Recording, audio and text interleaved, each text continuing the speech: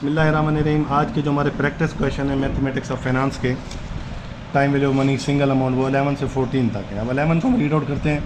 The number of student at A local university is currently 15,000। अब जो currently value है उसको आप पी या पी वी कह सकते हैं कि प्रेजेंट वैल्यू है या हमारे प्रेजेंट नंबर्स हैं। Enrolments have been growing at a rate of 3.5%। इसको रेट या आई भी लिखते हैं, कोई इशू नहीं है। 3.5%। ये आपके हर साल दाखिले में इजाफा होगा।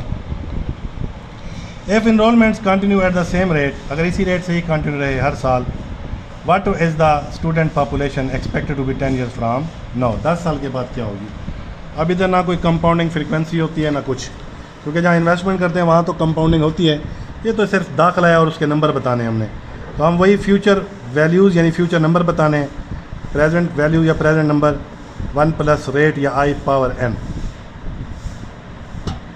यहाँ 15,000 3.5 को 100 पे डिवाइड करेंगे, 0.035 एक में जमा करेंगे, 1.035 पावर लिख देंगे 10। अब यहाँ पे 1.035 पावर, ये पावर थी 10, ये हमारा फैक्टर आ गया 1.41। अब यहाँ पे जी 15,000 है। अब यहाँ पे फैक्टर 1.41059 अगर ये 5 फिगर हैं तो इधर इशारे के बाद कम से कम 5 से 6 फिगर होने चाहिए।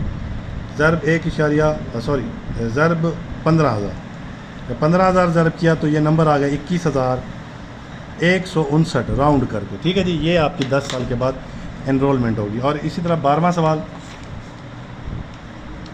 12वें में कहते हैं सेल्स रिप्रेजेंटेटिव, जो बंदा सेल को रिप्रेजेंट करता है, for the college division of a large publisher and had sales of 20,000 books this past year.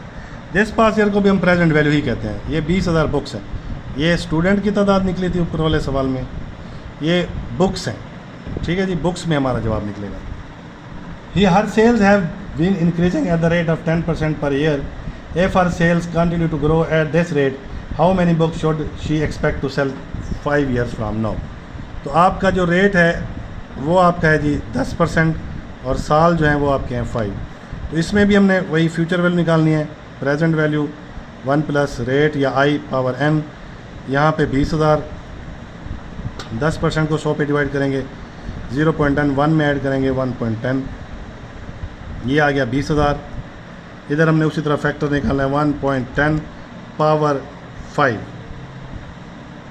ठीक है जी, ये फैक्टर आ गया 1.61051। ज़रब इसको 20,000 के साथ कर देंगे तो ये आपका आ जाएगा जी 32,210.2, यानी 32,210 बुक्स आपकी 5 साल के बाद सेल हो रही होंगी। इसी तरह जी सवाल नंबर हम 13 को देख लेते हैं। हम एक एक सवाल की प्रैक्टिस करेंगे इंशाल्लाह। Consumer prices have been increasing at an average rate of 8%। तो रेट आपका 6% है जो इंक्रीज़ करेगा। कंपाउंडेड क्वार्टरली है तो साल में 4 दफ़ा 3 महीने का क्वार्टर होता है, यानी कि 3 महीने का रेट आपका 1.5 है। 100 पे डिवाइड मैं पहले ही कर देता हूँ ताकि इसको डेसिमल में भी कन्वर्ट कर दें।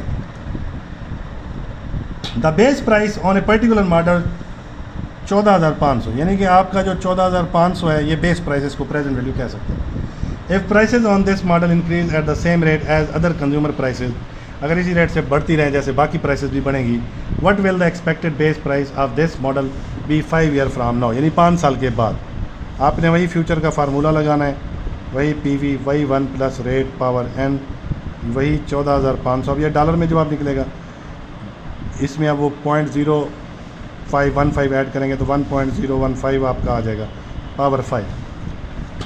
सेम तरीका 1.015 पावर 5, 5 साल है तो क्वार्टरली है तो 4 के साथ ज़रब करके पावर 20 रखेंगे आप। क्वार्टर जो है 1.015 पावर 20 करेंगे तो ये आपका फैक्टर आ जाएगा 14,500 ज़रब 1.3485। ज़रब 14,500 करेंगे तो ये आपकी price according to quarterly compounding 19,529.39 dollar जाकर बनेगी। इसी तरह 14 को देख लें। If consumer prices rate increase at the rate of 6% per year compounded semi annually, an item which cost 25 today will cost what amount in 10 year. तो ये अब आपका रेट 6% है, सेमी एनुअल है तो 2 पे डिवाइड करके 3%। प्रेजेंट वैल्यू उसकी इस वक्त $25 है, 10 साल है, सेमी एनुअल है तो 2 के 1000 करके 20। फार्मूला वही ऊपर वाला लगाएंगे यहाँ, प्रेजेंट वैल्यू पे 25, 3% 0.03 होता है, 1.03 आ जाएगा, पावर वही 20 आपने ले लेनी है। तो 1.03 पावर आपने 20 ली, 1.806, 11,000 रुपये 25। अब इधर ये 45.15 इसकी कीमत निकल आएगी। अगला जो टॉपिक हमारा है वो फ्यूचर वैल्यू के सवाल, फ्यूचर दी गई होगी तो प्रेजेंट वैल्यू निकालनी होगी। Thank you.